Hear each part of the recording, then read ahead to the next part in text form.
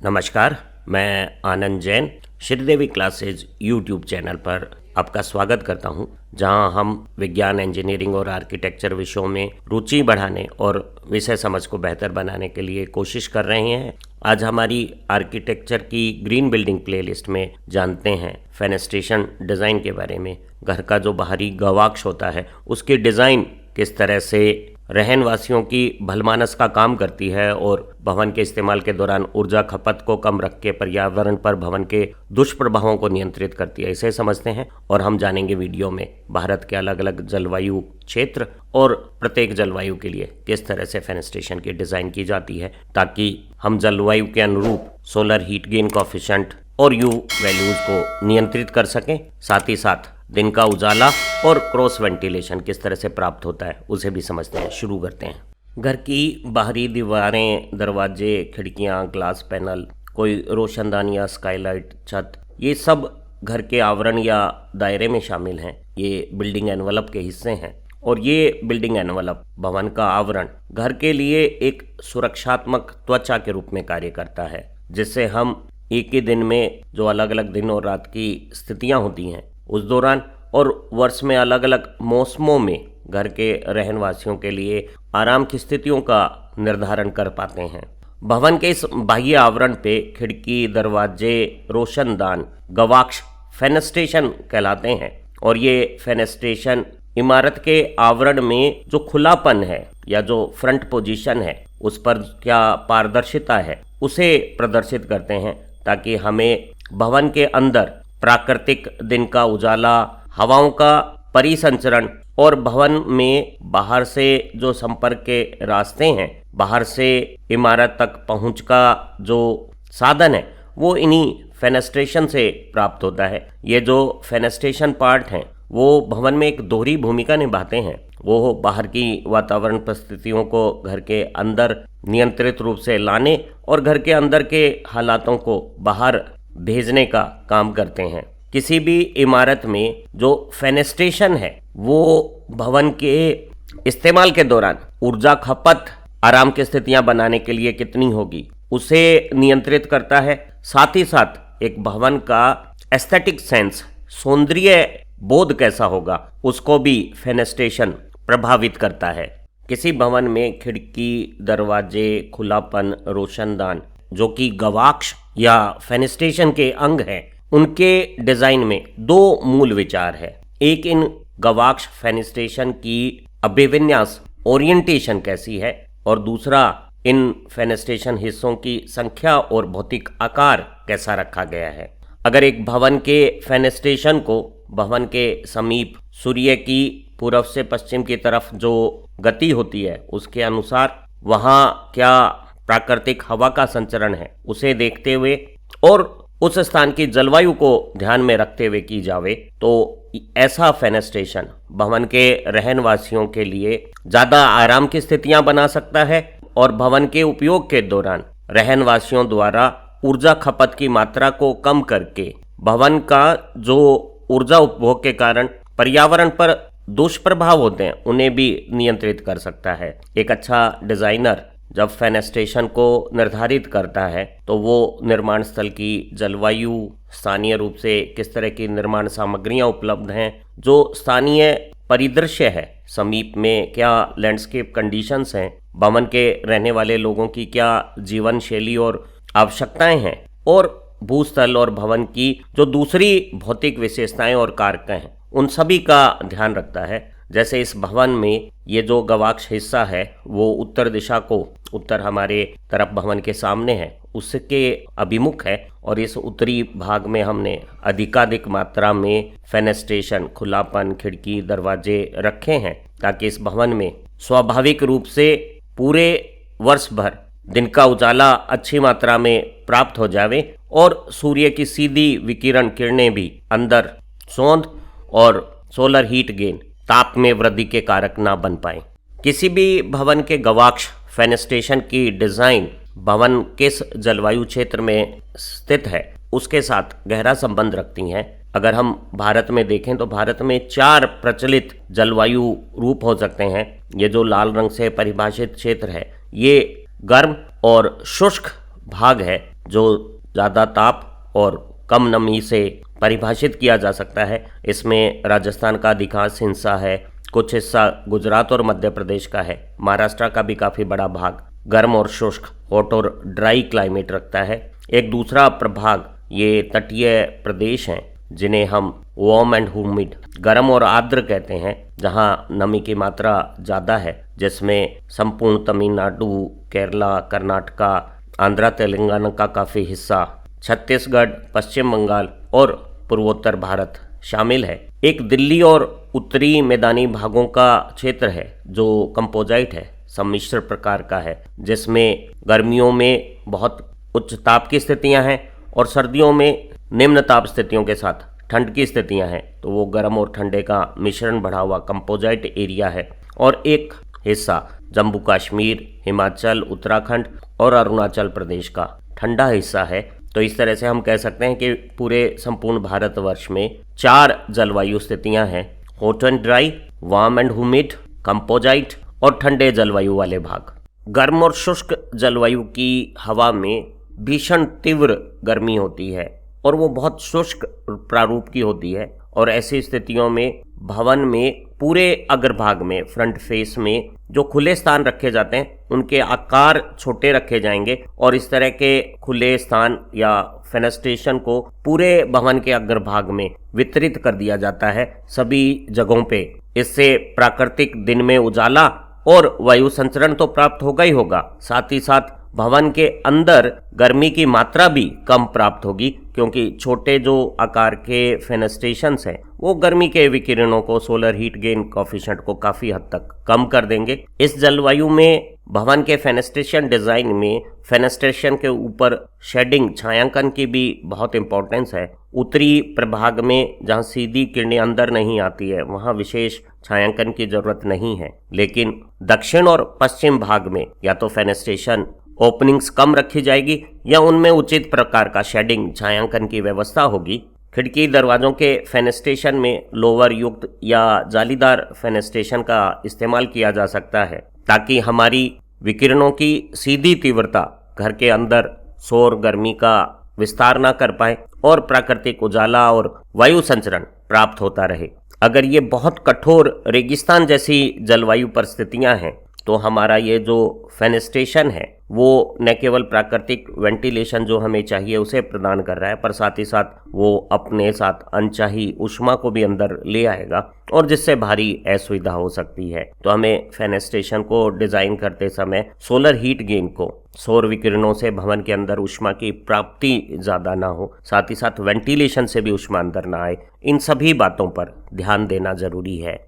गर्म और आर्द्र जलवायु में, वार्म और ह्यूमिड एनवायरनमेंट में जो असुविधा, डिस्कम्फर्ट का जो मुख्य कारण है वो थोड़े बढ़े हुए तापमान के साथ बहुत ज़्यादा आर्द्रता होना है। और अगर हमें आर्द्र वातावरण में रहनवासियों को आराम प्रदान करना है तो सबसे ज़रूरी है रहने के स्थान के आसपास हवाओं की गतियाँ अच्छी हों और इस हेतु आर पार वायु प्रवाह, क्रॉस वेंटिलेशन बहुत महत्वपूर्ण है। अगर हमें किसी भवन में अधिकतम प्राकृतिक आर पार वायु आवागमन, क्रॉस वेंटिलेशन बनाना है तो हमें भवन की आवरण में खिड़की दरवाजों की जो स्थितियां हैं वो हवा की प्राकृतिक जो प्रवाह दिशा है उसके अनुरूप रखनी चाहिए। आमतौर पे हवाएं पश्चिम से या दक्षिण भाग से भवन में प्रवेश करती है और पूर्व और उत्तर के हिस्सों से बाहर निकलती है। तो अगर हम फेनेस्ट्रेशन को प्राकृतिक हवा के संचरण पश्चिम से पूर्व की तरफ आर पार बनाएं तो हमें भवन के अंदर वायु का अच्छा आवागमन और आर पार प्रवाह, क्रॉस वेंटिलेशन प्राप्त हो जाएगा। जब हम इस तरह से फेनेस्ट्रेशन डिजाइन करते हैं तो दक्षिण भाग में गर्मियों में सीधी किरणों से अंदर सौर ऊष्मा की प्राप्ति ना हो, इसलिए पर्याप्त शेडिंग की आवश्यकता है। वहीं खासतौर से पश्चिम भाग में ढलते सूरज के समय गर्मियों में जब भवन पहले से गर्म हो, अतिरिक्त गर्मी ना आए, इसलिए हवा का तो प्रवेश हो लेकिन सूर्य की सीधी विकिरण प्राप्त नहीं हो, इसलिए उचित प्रकार का शेडिंग, छायांकन अत्यंत आवश्यक है। इसी तरह से उगते सूरज के समय पूर्वी भाग पे सीधी विकिरण अंदर ना आए, इसलिए भी हमें शेडिंग का इस्तेमाल करना चाहिए ताकि भवन के अंदर सीधी धूप का प्रवेश ना हो सके। भवन के अंदर वेंटिलेशन को प्रभावकारी बनाने के लिए हम छत के नज़दीक अच्छी संख्या में रोशनदानों का उपयोग कर सकते हैं। इसके साथ साथ भवन के अभिकल्पना में भवन के बीच में आंगन, कोर्टयार्ड या एट्रियम का इस्तेमाल कर सकते हैं और इस तरह के भवन के बीच के आंगन भवन के अंदर आर पार वायु संचरण को तो बेहतर बनाएंगे ही बनाएंगे, साथ में दिन के उजाले की प्राप्ति भी सुनिश्चित करेंगे। जो उत्तरी मध्य मैदानी भारत है उसकी मिली जुली जलवायु में सम्मिश्र कंपोजिट क्लाइमेट में भवन को डिज़ाइन करना बहुत ज़्यादा चुनौतीपूर्ण है, क्योंकि यहाँ के भवन गर्मियों में बहुत ज़्यादा गर्मी के उच्च ताप और सर्दियों में बहुत कम ताप की ठंडक का अनुभव करते हैं। और ऐसी जलवायु में भवन के उत्तर में खास तौर से बहुत अधिक अच्छा खुलापन रखा जाता है। दक्षिण भाग में भी इसी भांति खुलापन रखा जाता है, लेकिन गर्मियों में सूर्य की ऊंचे कोण से विकिरण सीधे अंदर सौर तपन ना पैदा करे, इसलिए पर्याप्त प्रकार की शेडिंग का इस्तेमाल किया जाता है। और इसके लिए दक्षिण दिशा में छतों के ओवरहैंग बनाए जा सकते हैं, छज्जे निकाले जा सकते हैं, अलग से बरांडे बनाए जा सकते हैं या टेम्परेरी शेड्स का इस्तेमाल फेनेस्ट्रेशन के ऊपर किया जा सकता है। सर्दी और गर्मी के बीच में बसंत का जो मौसम काल है वो ऋतु विशेष रूप से सुविधाजनक बन जाती है, और अगर उस ऋतु में हम भवन के आर पार प्राकृतिक वेंटिलेशन का अच्छा उपयोग करें तो प्राकृतिक शीतलन से एयर कंडीशनर के उपयोग से बचा जा सकता है। और न केवल भवन वासियों के लिए प्राकृतिक आराम की सुविधाएं पैदा की जा सकती है, ज़्यादा भलमानस की जा सकती है, ऊर्जा खपत को भी कम रखा जा सकता है। जो हमारे कश्मीर, उत्तराखंड, हिमाचल के पहाड़ी प्रदेश हैं या दूसरी ठंडी जलवायु की स्थितियां हैं, कोल्ड क्लाइमेटिक कंडीशंस हैं, उनमें भवनों को डिज़ाइन करते समय निष्क्रिय सौर तापन, पैसिव सोलर हीटिंग की तरफ विशेष ध्यान दिया जाता है। ऐसे भवनों में सोलर हीट गेन कोएफिशिएंट, बाहर के सौर विकिरणों की ताप ऊष्मा को अंदर लाने की गुणवत्ता बेहतर होनी चाहिए, लेकिन अंदर की गर्मी बाहर के ठंडे वातावरण में ना जावे। रात के समय भवन बहुत ज़्यादा ठंडे ना हो, इसके लिए फेनेस्ट्रेशन को इस तरह से डिज़ाइन किया जाता है कि उसकी यू वैल्यू कम हो और आंतरिक गर्मी के नुकसान को रोकने की क्षमता बेहतर हो, इसलिए खिड़कियों में विशेष प्रकार के कुचालन रखे जाते हैं। ठंडे प्रदेशों की फेनेस्ट्रेशन में बाहर की ऊष्मा अधिकाधिक अंदर प्रवेश हो, इसलिए हम ऊंचे ग्लेज्ड फेनेस्ट्रेशंस रखते हैं और अधिकतम खिड़की क्षेत्रफल से अधिकतम सौर विकिरणों की ऊष्मा अंदर लाने की कोशिश करते हैं और अंदर के ताप की ऊष्मा बाहर ना जावे, इसके लिए यू वैल्यू को कम रखने के लिए खिड़की और दरवाजों में सील्ड, पूरी तरह से सील बंद और डबल ग्लेजिंग के ग्लास का मल्टी पैनल विंडो या डोर इस्तेमाल करते हैं, जिसमें विशेष ई कोटिंग से यू वैल्यू को भी कम रखा जाता है। ठंडी जलवायु के भवनों में जो गवाक्ष फेनेस्ट्रेशन हम इस्तेमाल करते हैं उसमें सौर लाभ का मान तो उच्च रखा जाता है और यू फैक्टर कम रखा जाता है, और इसके लिए हम विशेष ई कोटिंग के साथ मल्टीपल 2 या 3 पैन वाले ग्लास पैनल्स का इस्तेमाल करते हैं, जो सीलबंद इंसुलेटेड सपोर्ट के साथ मेटल या लकड़ी के फ्रेम में कसे जाते हैं, और 2 ग्लास पैनल के बीच में हम ऑर्गन या क्रिप्टॉन जैसी कोई कुछ अलग गैस भी भर देते हैं। और ऐसे double glazed gas field glass panel में बाहर की सोलर रेडिएशन जब आपतित होती है तो उसका अधिकांश अंश अंदर हीट गेन बनाता है और बड़ा क्षेत्रफल अंदर प्राप्त हीट की मात्रा को बढ़ा देता है। खासतौर से दक्षिण और पश्चिम भाग से हमें भवन के अंदर ऊष्मा की अच्छी प्राप्ति होती है। साथ ही साथ ऐसे पैनल में दृश्य प्रकाश भी काफ़ी पारगमन कर जाता है और हमें कुल प्रकाश प्रतिदीप्ति का 60% अंश अंदर प्राप्त हो जाता है। हम डबल पैनल में बीच में कुछ अलग गैस भरते हैं और जो बाह्य पैन है उसके आंतरिक सतह पे विशेष प्रकार की लो एमिटिव कोटिंग करते हैं, ताकि हमारी अंदर की ऊष्मा की रेडिएशन इससे टकराकर वापस परावर्तित होकर अंदर ही आ जाए और हमें भवन के अंदर ऊष्मा की क्षति कम प्राप्त हो। भवन के इस ग्लास पैनल का यू वैल्यू कम रहे तो हमें बाहर की हीट तो अंदर ज़्यादा आवे और अंदर की हीट बाहर ना जावे। इस तरह की विशेष व्यवस्था फेनेस्ट्रेशन में करनी होती है। हम फेनेस्ट्रेशन के साथ स्लाइडिंग स्क्रीन का भी इस्तेमाल कर सकते हैं, जो दिन के समय तो खुली रहेगी और सौर के विकिरणों को अंदर आने देगी, और रात के दौरान उस स्लाइडिंग स्क्रीन को अगर बंद कर देंगे तो घर के अंदर की गर्मी को बचाए रखने में वो हमारी मदद करेगी। और ऐसी स्लाइडिंग स्क्रीन्स को हम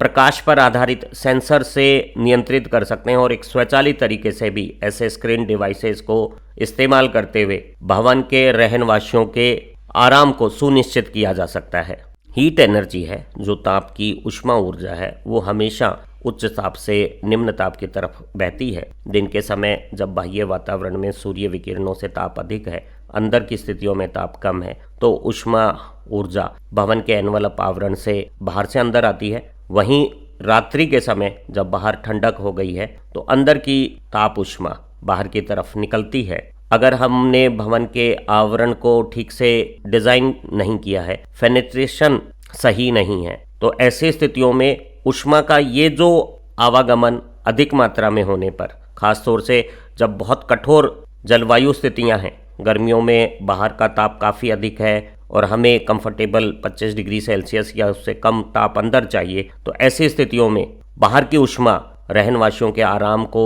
कमज़ोर कर देगी। इसी तरह से सर्दियों में जब रातें बहुत ज़्यादा ठंडी हो गई हैं तो भवन के अंदर ताप को आरामदायक स्थितियों में बनाए रखना मुश्किल हो जाएगा अगर आवरण से ऊष्मा हानि अधिक हो रही है। एक भवन के अंदर दिन और रात दोनों स्थितियों में और अलग अलग मौसम परिस्थितियों में भी अनुकूलित ताप स्थितियां बनाए रखना बहुत जरूरी है, लेकिन साथ ही साथ भवन में दिन के समय प्राकृतिक उजाला प्राप्त हो, इस हेतु भी अभिविन्यास करना जरूरी है। प्राकृतिक उजाले के लिए दिन का प्रकाश सूरज से कैसा आ रहा है, हमारे फेनेस्ट्रेशन की ओरिएंटेशन कैसी है, वो बहुत ज़्यादा महत्वपूर्ण हो जाती है। अगर हम सही तरीके से खिड़कियों की स्थितियां बनाएं, उन पर पर्याप्त आवश्यक शेड की व्यवस्था करें, तो किसी भी आंतरिक स्थिति में दिन के उजाले की गुणवत्ता में सुधार किया जा सकता है और हम प्राकृतिक सूर्य की विकिरणों से एक समरूप और बेहतर गुणवत्ता का प्रकाश घर की आंतरिक स्थितियों में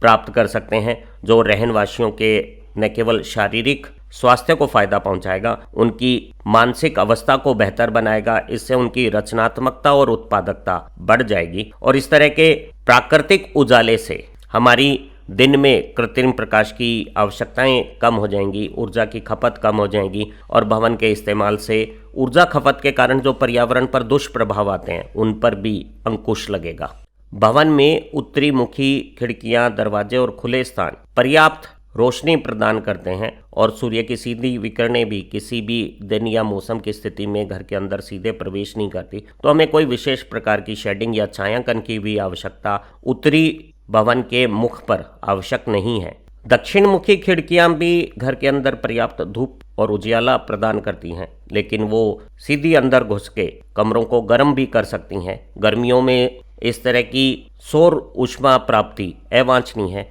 इसलिए हमें छत के प्रोजेक्शन, दूसरे शेडिंग अरेंजमेंट फेनेस्ट्रेशन के ऊपर इस्तेमाल करने चाहिए ताकि ऊंचे कोण से आने वाले विकिरण छायांकित हो जाएं और हमारी विकिरणें सीधे अंदर सोलर हीट गेन को ना बढ़ाएं। वहीं सर्दियों में अंदर के ताप को अनुकूलित करने के लिए इन विकिरणों का सीधा प्रवेश और ऊष्मा की प्राप्ति फायदेमंद है और ये जो शेडिंग हमने हॉरिजॉन्टल दक्षिण भाग में लगाई है वो छोटे कोण से सर्दियों में आने वाले सौर विकिरणों को रोक नहीं पाएगी, तो हमें दिन के उजियाले के साथ आवश्यक सोलर हीट गेन भी प्राप्त होगा। तो हम इस तरह की शेडिंग के द्वारा पैसिव सोलर डिजाइन से, निष्क्रिय सौर डिजाइन से इमारतों में दक्षिण प्रभाग से सर्दियों की धूप को अंदर प्रवेश की अनुमति दे देते हैं और गर्मियों में अवांछनीय धूप को बाहर रख के ताप वृद्धि को भी रोक लेते हैं। इसी तरह से हमें पूर्व और पश्चिम की मुखी खिड़कियां हैं, उनसे छोटे कोण पर सूर्य विकिरणों से गर्मी और चमक दोनों प्राप्त होंगी और अगर हमें उनसे बचना है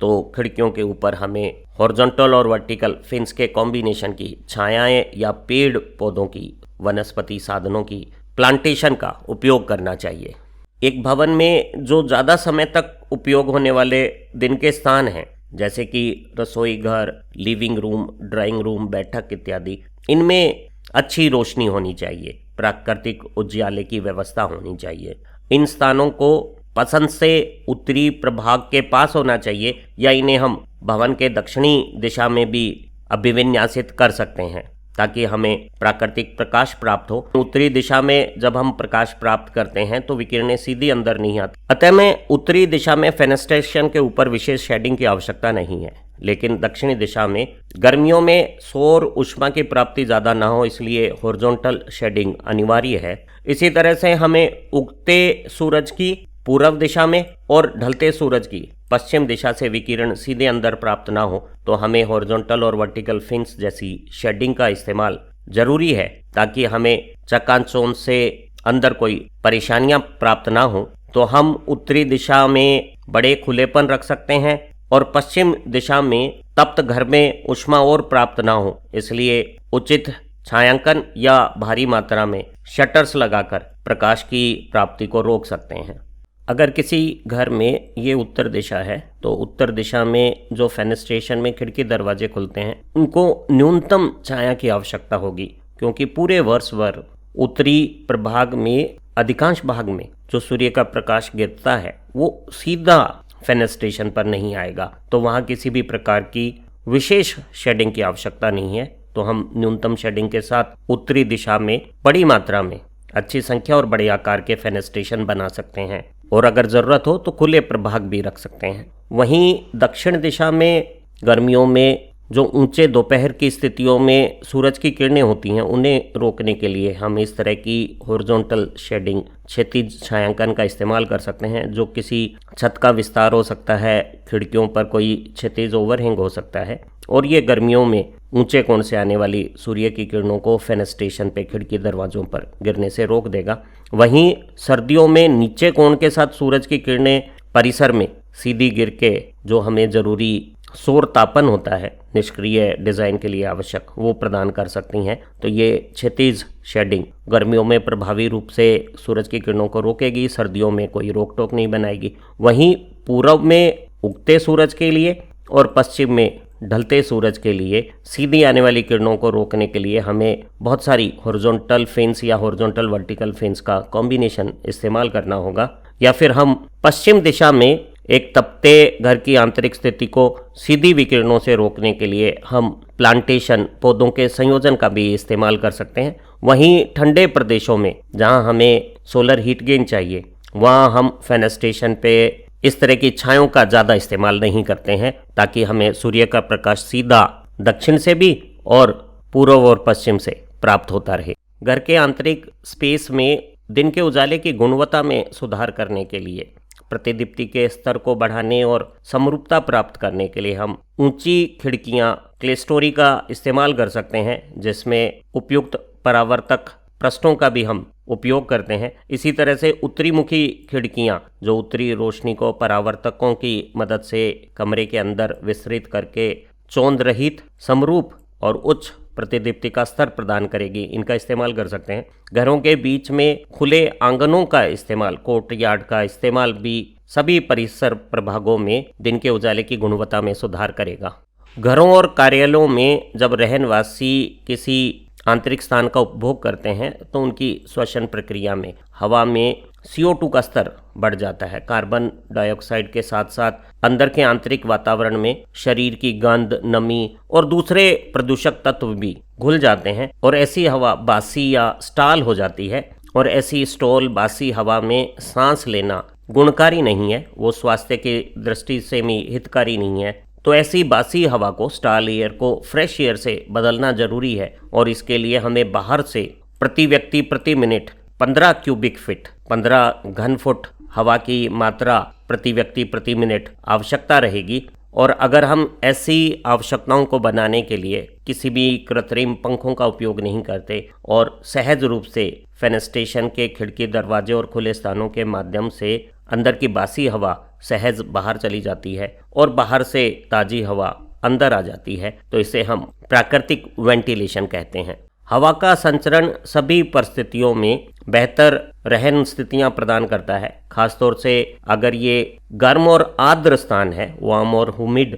क्लाइमेट कंडीशंस है, तो प्राकृतिक वायु का संचरण, क्रॉस वेंटिलेशन अंदर के स्थानों के तापमान को भी नीचे लाने में मदद करता है। अगर हमें किसी रहन स्थल में प्राकृतिक वायु संचरण को बेहतर बनाना है, अंदर वायु के वितरण को भी प्रभावी बनाना है, तो हमें कुछ खास रणनीतियां इस्तेमाल करनी चाहिए। हमें वायु का सहज क्या प्राकृतिक रूप से आगमन और निकास की दिशाएं हैं उनके बारे में जानकारी होनी चाहिए। अधिकांश स्थानों पे पश्चिम और दक्षिण भाग से प्राकृतिक रूप से हवाएं भवन के अंदर प्रवेश करती है और पूर्व और उत्तर से इन हवाओं का बाहर निकलना होता है। तो अगर हम खिड़कियों को हवा के आगमन और निकास के अनुरूप विन्यासित करते हैं तो भवन के अंदर प्रभावी पवन परिसंचरण सहज हो जाएगा। और इस हेतु हमें भवन के इस बाह्य आवरण एनवलप पर पश्चिम दक्षिण भाग और पूर्व उत्तर भाग में फर्श के कुल पृष्ठ क्षेत्रफल के 15 से 20% मात्रा का